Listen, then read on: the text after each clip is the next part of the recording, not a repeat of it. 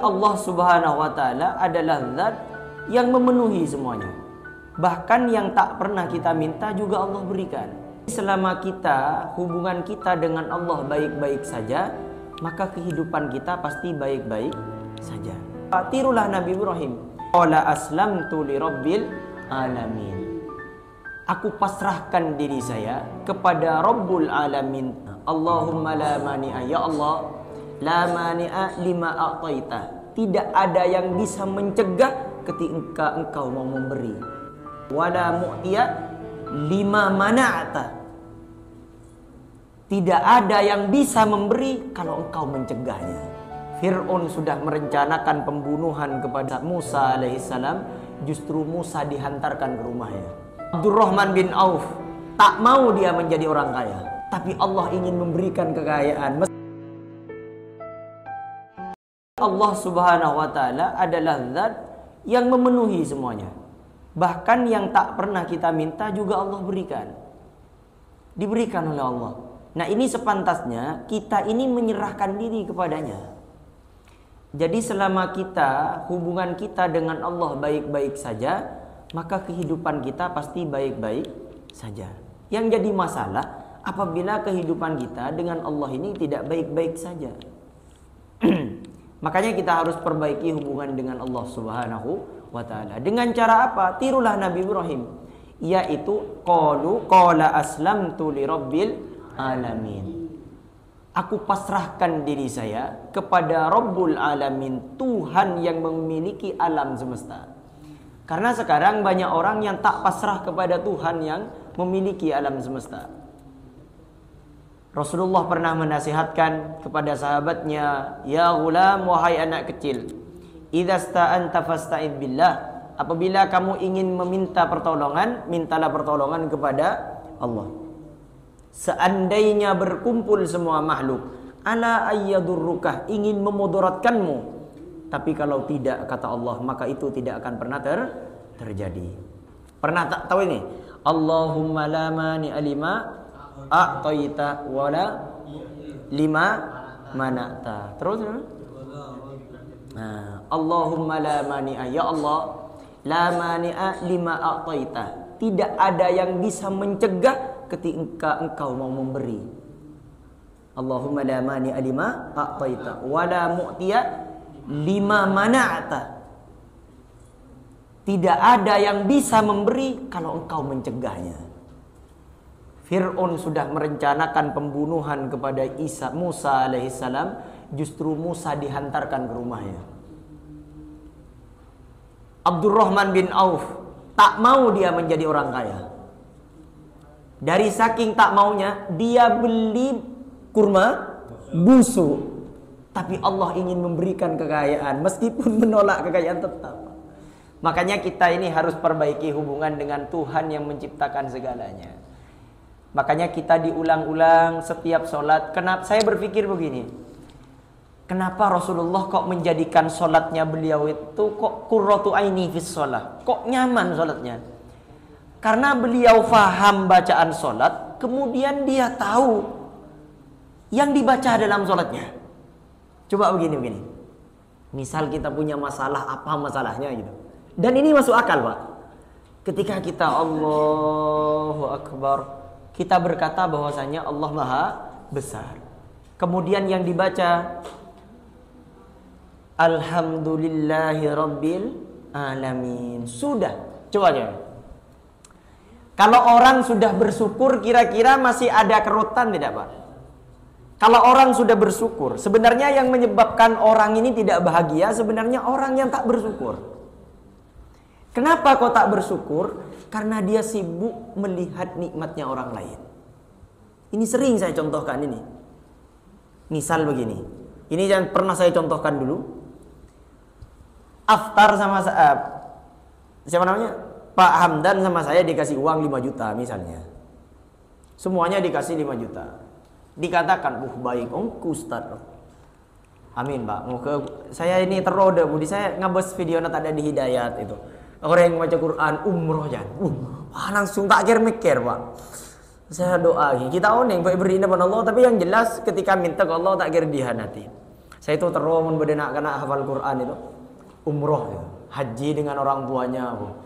Kemun makin kan kun bisa bentar aku lah. Jadi misalnya aku ngocak ke sampean umroh Pak, cek bahunga tak kira mangkat ke lu. Pesen sobung. Baik. Bismillahirrahmanirrahim. Jadi misalnya saya ngasih kepada Pak Hamdan 5 juta, semuanya 5 juta. Kemudian pulang semuanya. Tiba-tiba ada kabar saya ngasih ke Pak Mol itu 500 juta. Sampean Pak dengar Pak. Tak adil mun iya Ustaz. Nah ini menyebabkan kita ketika kita sudah melihat nikmat orang lain, minimal yang harus kita syukuri dalam hidup adalah masih diberikan kehidupan oleh Allah. Nikmat hidup Pak adalah nikmat yang diminta oleh orang yang sedang berbaring menghadap Allah Dajjal. Orang yang meninggal dunia itu permintaannya satu pada Allah. Apa permintaannya? Rabbi laula akhartani ila ajalin qarib. Ya Allah, seandainya kau hidupkan aku sebentar saja.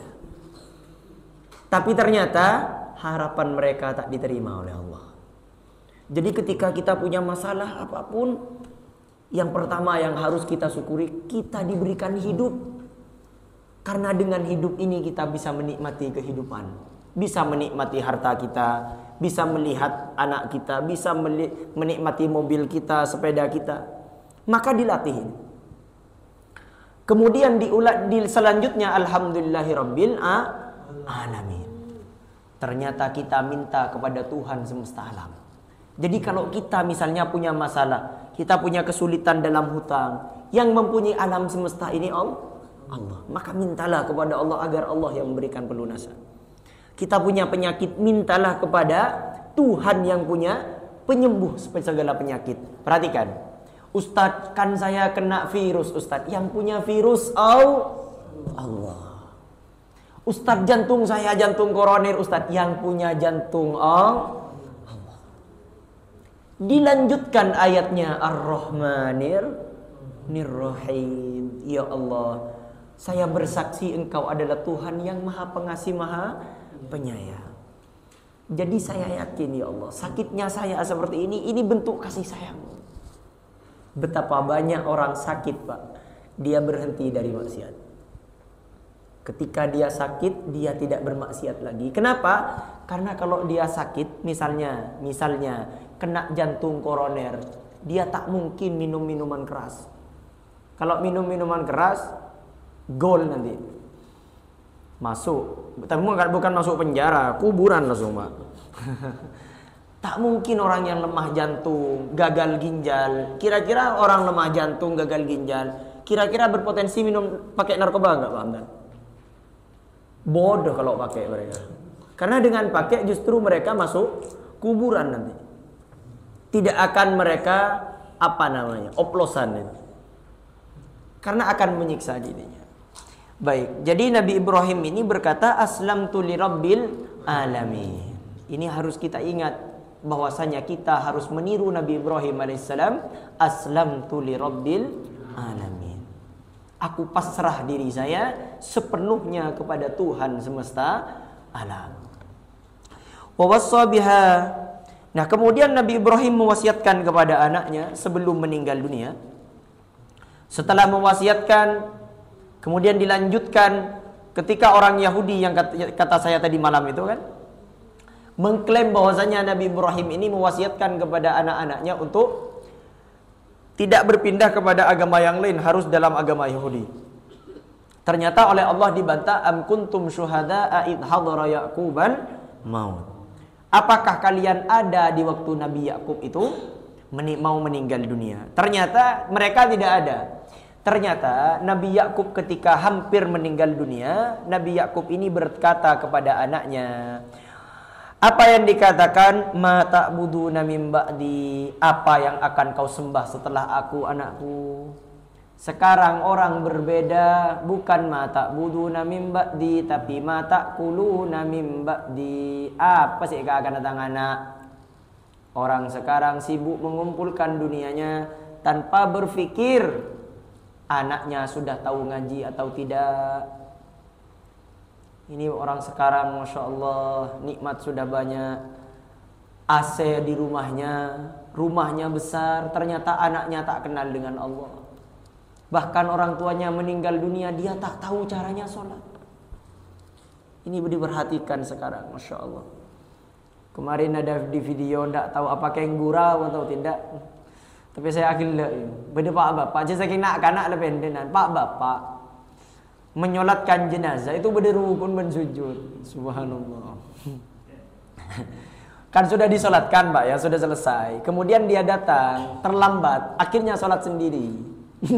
Pak kena berguru bersujud. Subhanallah. Bolana tanya aki ya.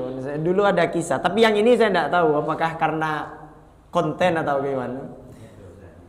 Subhanallah. Dulu ada kisah katanya. Ini seorang tokoh yang jadi imam. Pah berderukun, pah bersujud. Tanya aki man mak mama. Kiai mak pah bersujud tu mak ani salat tembian. Tuh sana negara raja dulu ya. Nyata kita tak tahu salat. Salat jenazah ni kau sobung toh. Sobung apa? Sobung sujud dan juga sobung ruku. Tikal jangan kreatif. Jadi pastikan Pak, sebelum kita meninggal dunia, pastikan anak kita benar cara membaca Al-Qur'annya. Mun kita bener tulinya dah guru ngaji. Cok kun murah segitunya sampean. Tunya menurut saya beker, tunya. Perhatikan Pak. Manusia ini terlalu sombong dengan dirinya. Kenapa kok nabi-nabi terdahulu tak pernah memikirkan makanannya? Karena makan rezeki itu sudah ditanggung Allah. Kita sibuk betapa banyak orang tuanya mengumpulkan hartanya untuk anaknya, agar bekal untuk anaknya. Ternyata anaknya meninggal dunia sebelum orang tuanya meninggal. Kita sibuk memikirkan tahun-tahun berikutnya, padahal kita belum tentu hidup di tahun berikutnya. Ini harus sadar kita, bahwasanya kita diciptakan bukan untuk menjadi penghuni dunia. Ini sadar Pak, sadar. Makanya ini sering saya ulang. Paling nih orang, paling saya kasihan betul sama orang-orang yang rumahnya banyak, rumahnya tak ditempati. Padahal rumah itu akan ditanya oleh Allah. Orang yang alim akan ditanya. La yazalu qadama abdin yaumal qiyamah. Tak akan bergeser kaki seseorang hatta yus'alu an umrihi, umurnya ditanya. Kemudian yang selanjutnya hartanya ditanya. Harta ditanya, dari mana kau dapatkan dan kemana kau fungsikan.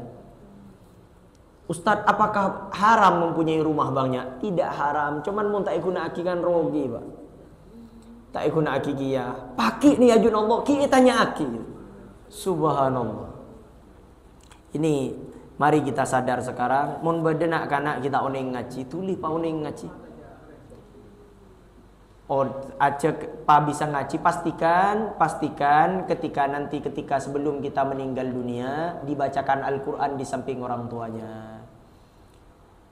Ustaz tikan, Ustaz kok cukup Yasin. Yang tak masalah, mungkin letak apal boleh. Pah Yasin. Selebih parah boleh ada keyakinan di masyarakat, mun tak tuli mati suruh baca Yasin Fadil aja. Oh wala. Reken tuan itu aki tercepat mati. Akhirnya Yasin Fadil atau kali tak mempan, akhirnya buka gendeng apa mati. Ternyata ring tuan selama ini melakukan kesyirikan sehingga ning badan ring tuan apa bedejin. Ini pak salbu. Kemudian mereka anak-anaknya berkata, qalu na'budu ilahaka wa ilaha abaika Ibrahim wa Ismail wa Ishaq ilaha wahida wa nahnu lahu muslimun. Aku ini akan menyembah Tuhan-Tuhan kamu, wahai bapakku, mulai dari kamu, kemudian Ibrahim, Ismail, semuanya ilaha wahida, Tuhannya itu satu, yaitu yang Maha Esa, Allah Subhanahu wa ta'ala. Wa nahnu lahu muslimun, dan aku semuanya berserah diri kepada Allah Subhanahu wa ta'ala. Artinya saya ini tak mau ngarang sendiri urusan agama, saya mau ngikuti Allah Subhanahu wa ta'ala. Tilka ummatun qad khalat. Tilka itu isyarat kepada Ibrahim dan Yakub serta anak cucu mereka. Kemudian ummatun qad khalat, adalah umat yang telah lalu, laha ma kasabat, bagi mereka apa yang telah mereka usahakan. Maksudnya balasan atau ganjaran amal perbuatan mereka. Walakum ma kasabtum, bagi kamu, ini ditunjukkan kepada orang Yahudi maksudnya. Walakum ma kasabtum, apa yang kamu usahakan. Wala tus'aluna amma kanu ya'malun, dan kamu tidak akan diminta pertanggungjawaban tentang apa-apa yang mereka kerjakan. Sebagaimana mereka tidak pula akan diminta pertanggungjawaban tentang amal perbuatanmu. Kalimat yang di belakang ini memperkuat maksud kalimat yang di muka. Perhatikan, ini ditujukan kepada orang-orang Yahudi waktu itu. Jadi memang kakek-kakek moyangnya orang Yahudi dan Nasrani di Madinah waktu itu, di Mekah dan Madinah, ini mereka kayak Yakub, Ismail, Ibrahim, ini akan diberikan pahala oleh Allah di surganya Allah. Tetapi orang-orang Yahudi dan Nasrani ini, meskipun mereka anak cucunya dari Nabi Ibrahim dan Yakub ke bawah, mereka akan dihisab dengan amalnya mereka. Nah ini Pak, hati-hati. Nanti di hadapan Allah kita tak bisa mangga ada orang, artinya tak ada orang dalam pakai. Bahkan seorang anaknya Nabi, kalau tidak sama perbuatannya dengan anaknya Nabi, dengan nabinya, maka tidak bisa masuk surga. Dalilnya, laha ma kasabat walakum ma kasabtum. Mereka akan diberikan nikmat oleh Allah, nabi-nabi terdahulu, tetapi apabila anak keturunannya tidak sama dengan nabi-nabi terdahulu, maka dia akan disiksa karena tidak sama dengan ajaran nenek moyangnya. Ini kamangken benyak bola nasi potrana nikah patang-tang pateng-teng ke beureuh ke timur. Cak reng matur duku emak ke nikah. Anak Nabi Nuh tak masuk surga, bini Nabi Nuh tak masuk surga, bini Nabi Lut tak masuk surga. Kenapa boleh kunjung bini ustad? Pola na alaki ustad patang-tang pateng ke beureuh timur pas tak abejeng bah orang neraka kapi aroma saabeun kun penghuni surga polan kun andi lah ke ustad. Duku emak ke nikah. Monta asolat etono angki mun mangken etang keben polisi melanggar anak zira pula anak ustad nikah anak nikah karena polisi nak kenal akhirnya dibebaskan misalnya mun yajuna Allah tak bisa ngandalaki pengatuana tak bejeng misalnya kula ni keputrana ano etono tak kula nikah keturunan nikah ni yajuna Allah malaikat mungkar dan nakir tak kenal keturunan, kenal ka amal. Jadi makanya inna akramakum indallahi atqakum. Yang paling mulia di antara kalian adalah yang paling takwa di hadapan Allah. Wa qalu kunu hudan aw nasara tahtadu, dan kata mereka, jadilah kamu sebagai penganut agama Yahudi atau Nasrani,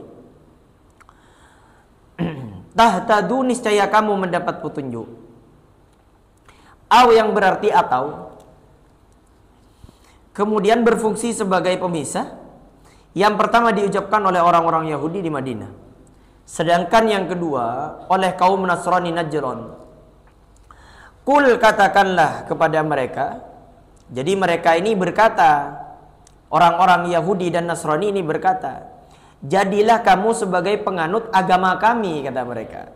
Katanya Yahudi penganut agama Yahudi, katanya Nasrani penganut agama Nasrani. Niscaya kamu akan mendapat petunjuk, kata mereka. Akhirnya Allah turunkan firman, kul, katakanlah kepada mereka wahai Muhammad sallallahu alaihi wasallam, bal, tidak, bahkan kami akan mengikuti. Tidak, kami tidak akan mengikuti. Bal, tidak, maksudnya tidak akan mengikuti mereka, bahkan kami akan mengikuti millata Ibrahim hanifa, agama Ibrahim yang lurus. yang bertentangan dengan agama lain dan berpaling menjadi agama yang lurus dan benar. Hanifa ini menjadi hal dari Ibrahim.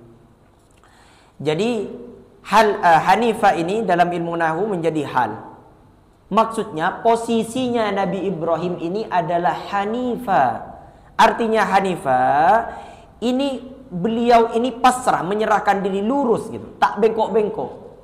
Jadi justru Nabi Muhammad ini adalah Nabi yang mengikuti kemurnian agamanya Nabi Ibrahim alaihis salam. Sedangkan selain Nabi Muhammad, agama-agama yang lain, dia tidak mengikuti kemurnian agama Nabi Ibrahim. Dia tidak Hanifah. Perhatikan sekarang, Ustadz, bagaimana dengan aliran-aliran agama seperti Syiah misalnya? Syiah ini tak Hanifah, Pak. Tak Hanifah. Syiah ini Islam, tapi Islam yang sesat. Karena sahadatnya mereka tidak sama dengan kita. Kemudian sahabat versi mereka ini selain Ali itu semuanya laknatullah semuanya. Abu Bakar laknatullah, Aisyah laknatullah, semuanya. Istri Rasulullah Hafsah wa Aisyah itu semuanya finnar katanya. Nah, Syiah ini fatal. Jadi yang hanya masuk surga itu adalah Islam yang ahlus sunnah wal jamaah. Yang mana yang ahlus sunnah, Ustadz? Apakah NU atau Muhammadiyah atau Salafi atau Persis misalnya? Yang ahlus sunnah adalah yang mengikuti Al-Quran dan hadis Rasulullah Sallallahu Alaihi Wasallam. Dan beberapa pendapat-pendapat ulama yang tak bertentangan dengan dalil Al-Quran dan hadis. Jadi NU itu ahlus sunnah, Muhammadiyah ahlus sunnah, Salafi ahlus sunnah. Ini semuanya hanya ormas. Jadi kalau ormasnya mengajarkan Al-Quran dan hadis dan tak bertentangan dengan Al-Quran hadis, itulah ahlus sunnah. Misalnya nanti ada ormas baru misalnya, ada berdiri ormas baru didirikan, misalnya dinamakan AS misalnya, Ahlus Sunnah wal Jamaah misalnya, ormas baru. Tapi isinya orang tak usah bojong misalnya, tekaannya mana Ahlus Sunnah, mun tak sesuai dengan aturan Al-Quran dan hadis, maka bukan Ahlus Sunnah. Faham insyaallah? Baik. Kemudian wa ma kana minal musyrikin, dan bukanlah dari golongan kami orang-orang yang musyrik. Siapa orang-orang yang musyrik? Orang musyrik ini adalah orang yang mempersekutukan Allah. Qalu amanna billahi wa ma unzila ilaina wa ma unzila ila Ibrahim wa Ismail. Katakanlah, ucapan ini ditunjukkan kepada orang-orang beriman. Amanna billahi wa ma unzila ilaina. Kami beriman kepada Allah dan apa yang diturunkan kepada kami. Jadi orang yang beriman harus berkata, aku beriman kepada Allah dan iman kepada apa yang diturunkan kepada kami, yaitu kepada Rasulullah SAW, yaitu berupa Al-Quran. Wa ma unzila ila Ibrahim, dan pada apa yang diturunkan kepada Ibrahim, yakni suhuf, artinya lampiran-lampiran yang sudah kita bahas kemarin, suhufi Ibrahim wa Musa wa Ismail wa Ishaq wa Yaqub wal asbat, kepada Ismail, kepada Ishak, Yakub dan anak cucunya. Wa ma utiya Musa, dan apa yang diberikan kepada Musa berupa Taurat. Wa Isa, dan apa yang diberikan kepada Isa, yakni Injil. Perhatikan, umat satu-satunya umat yang mempercayai Allah dan mempercayai apa yang diturunkan kepada utusannya, baik kepada Nabi Muhammad, kepada Nabi Musa, Nabi Ibrahim, Nabi Yakub, semuanya hanya umat Islam yang percaya. Yahudi hanya mempercayai kitab Taurat, sedangkan kitab Injil dan Al-Quran dia tak percayai. Begitupun selanjutnya, Nasrani mempercayai kitab Injil, tapi Taurat dan ini tidak diakui. Faham? Jadi agama Islam mengakui semuanya. Cuman bukan kitab yang sekarang, karena di sana sudah banyak yang diubah. Wa ma utiyan nabiyyuna min rabbihim, begitu juga yang diberikan kepada nabi-nabi dari Tuhan mereka, baik berupa kitab maupun ayat. La nufarriqu baina ahadim minhum, tidaklah kami beda-bedakan seorang pun di antara mereka, sehingga mengakibatkan kami beriman kepada sebagian dan kami kafir kepada sebagian yang lain, sebagaimana halnya orang-orang Yahudi dan Nasrani. Jadi kalau kita beriman kepada Nabi dan Rasul, la nufarriqu baina ahadim minhum wa nahnu lahu muslimun, dan kami semuanya hanya tunduk kepada Allah Subhanahu wa taala semata. Fa in amanu bimisli ma amantum, maka jika mereka beriman, yakni orang-orang Yahudi dan Nasrani tadi, bimisli ma, dengan apa yang kamu imani, maka mereka telah memperoleh petunjuk. Dan jika mereka berpaling dari keimanan itu, fa innama hum fi syiqaq, maka berarti mereka dalam permusuhan denganmu. Jadi orang Yahudi dan Nasrani kalau percaya sama dengan keimanannya Rasulullah dan kita, maka mereka lah yang memperoleh petunjuk. Maka nanti kita akan bersama-sama masuk surga. Tetapi apabila fa innama hum fi syiqaq, apabila mereka tidak mau mengikuti, maka mereka telah permusuhan dengan kita. Fasayakfikahumullah, maka Allah akan memeliharamu dari permusuhan mereka itu. Hai Muhammad sallallahu alaihi wasallam, wa huwas samiul alim, dan Allah Maha mendengar ucapan-ucapan mereka. Al-alim, lagi Maha mengetahui semua keadaan mereka. Misalnya, kamu telah ditolongnya dengan pembunuhan Bani Quraiza, penguasaan Bani Nadir waktu itu di zaman itu, dan pembebanan upeti atas mereka. Sibghatallahi wa man ahsanu minallahi sibgha, celupan Allah. Waman, maksudnya di sini, sedangkan maksudnya ialah agama yang telah difitrahkannya atas manusia dengan pengaruh dan bekasnya yang menonjol tak ubah sebagai celupan terhadap kain. Waman ahsanu minallahi sibgha, dan siapakah maksudnya tidak seorang pun yang lebih baik celupannya dari Allah. Sibgha di sini menjadi tamyiz. Wa nahnu lahu abidun, dan hanya kepadanya kami menyembah. Kata orang-orang Yahudi kepada kaum muslimin waktu itu, kami ini ahli kitab yang pertama dan kiblat kami lebih tua. Apalagi di kalangan Arab itu tidak pernah muncul seorang nabi pun. Seandainya Muhammad itu seorang nabi, pastilah dia dari golongan kami, maka turunlah. Jadi kata mereka, kami ini adalah orang yang pintar, yang pandai, dan kami yang lebih tahu tentang ilmu-ilmu agama. Kemudian kami yang lebih dahulu tahu kiblat daripada Muhammad sallallahu alaihi wasallam. Sedangkan di orang Arab ini tak pernah ada nabi sebelum Nabi Muhammad sallallahu alaihi wasallam. Jadi katanya orang Yahudi ini, kalau memang nabi itu memang ada nabi terakhir, maka itu harus dari keturunan kami, bukan dari keturunan orang Arab. Ini fanatik buta namanya. Qul atuhajjunana fillahi wa huwa rabbuna wa rabbukum.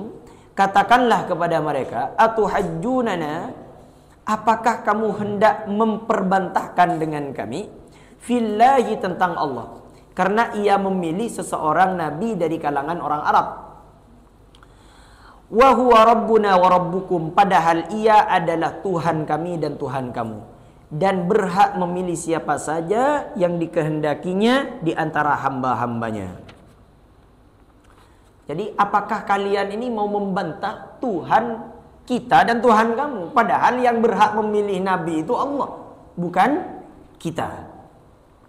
Walana a'maluna walakum a'malukum, dan bagi kami amalan kami, sehingga akan memperoleh balasan darinya, yaitu balasan surga. Walakum a'malukum, dan bagi kamu amalan kamu, dan kamu akan memperoleh balasannya juga. Dan tidak mustahil jika di antara amalan-amalan kami itu ada yang patut menerima ganjaran istimewa. Wa nahnu lahu mukhlisun, dan hanya kepadanya kami mengikhlaskan agama. Dan amalan kami berbeda hanya dengan kamu, katanya orang muslim dulu, sehingga sepatutnya lah kami yang dipilihnya. Apakah kemudian hamzah di atas, kan ada hamzah kul atuhajju itu, hamzah atau apakah di atas maksudnya menolak, sedangkan ketiga kalimat di belakang berarti hal. Am taquluna inna Ibrahim, atau apakah kamu hendak mengatakan, ada pula yang membaca yaquluna. Jadi taquluna bisa juga dibaca yaquluna. Artinya mereka hendak mengatakan inna Ibrahim wa Ismail wa Ishaq wa Yaqub wal asbata kanu hudan aw nasara. Jadi orang-orang Yahudi dan Nasrani ini ingin mengatakan gitu. Apa yang dikatakan mereka? Bahwa Ibrahim, Ismail, Ishak, Yakub dan anak cucunya adalah penganut agama Yahudi atau Nasrani. A antum a'lamu amillah? Apakah kamu yang lebih tahu ataukah Allah? Ini hebatnya Rasulullah sallallahu alaihi wasallam. Ya karena Rasulullah dipandu oleh wahyu, Pak. Jadi ketika berdebat dengan orang Yahudi dan Nasrani, padahal Rasulullah ini bukan orang berpendidikan ya. Karena beliau ummi gitu. Beliau tak punya guru. Nah aneh kan? Tak andi guru keng alim gitu kan aneh. Tak bisa baca, tak bisa nulis. Dari mana ilmunya? Dan lebih anehnya lagi, ilmu beliau ini tak bisa dibantah gitu. Ketika berdebat dengan orang-orang pintar, orang-orang Yahudi dan Nasrani ini orang-orang pintar karena mereka itu punya kitab, orang ahli kitab gitu. Mereka berkata bahwasanya Ibrahim ini adalah kakek nenek moyang kami. Coba perhatikan, Mbak. Kakek nenek moyang kami. Sedangkan Rasulullah ini tidak tahu sejarah gitu. Tidak tahu ke atas karena beliau tidak pandai baca. Jadi ketika beliau menyampaikan argumen, itu bukan dari nafsunya, tapi wahyu dari Allah Subhanahu wa ta'ala. Maka ketika mereka berkata bahwasanya Ibrahim dan semuanya itu adalah anak keturunannya, bahwasanya adalah keluarga besarnya agama mereka, maka dijawab oleh Allah Subhanahu wa ta'ala, dijawab oleh Rasulullah, a antum a'lamu amillah. Sebener apa tawan beun apa tawan Allah ya? Nah, akhirnya mereka tak bisa terbantah gitu. Wa man adzlamu mimman katama syahadatan indahu minallah. Dan siapakah lagi yang lebih aniaya daripada orang yang menyembunyikan atau merahasiakan kepada umat manusia? Hati-hati. Ini saya nasihatkan kepada semua yang mendengarkan ini karena nanti ini diupload, terutama bagi para pendakwah. Hati-hati, jangan sampai menyembunyikan dalil agama. Jadi kita ini hanya penyampai saja, penyampai firman Allah Subhanahu Wa Taala dan penyampai sabda Rasulullah Sallallahu Alaihi Wasallam. Rasulullah ancam, siapa yang berkata dari saya padahal itu bukan dari saya, falyatabawwa maq'adahu minan nar. Maka dia telah pesan satu kapling dalam neraka. Ini hati-hati kepada para pendakwah semuanya. Bahkan ini nasihat juga ke saya. Jadi saya menyampaikan ini bukan menurut saya, Pak, tapi menurut Allah. Dan saya membaca kitab ini bukan langsung saya tafsiri sendiri, tidak. Tapi saya baca tafsirnya Imam Jalaluddin As-Suyuti dan Imam Jalaluddin Al-Mahalli. Jadi saya ini baca pendapatnya ulama. Kemudian waman adzlamu mimman katama syahadatan indahu minallah. Tidak ada yang lebih dolim lagi kecuali orang yang menyembunyikan, merahasiakan sesuatu, kesaksian yang terdapat padanya minallah dari Allah.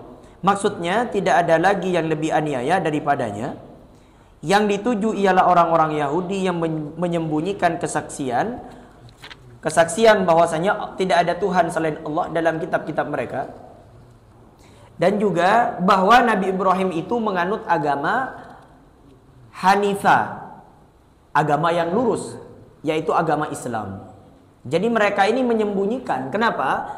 Karena nanti kalau dikatakan seperti itu nanti kita kehilangan jamaah. Ini hati-hati.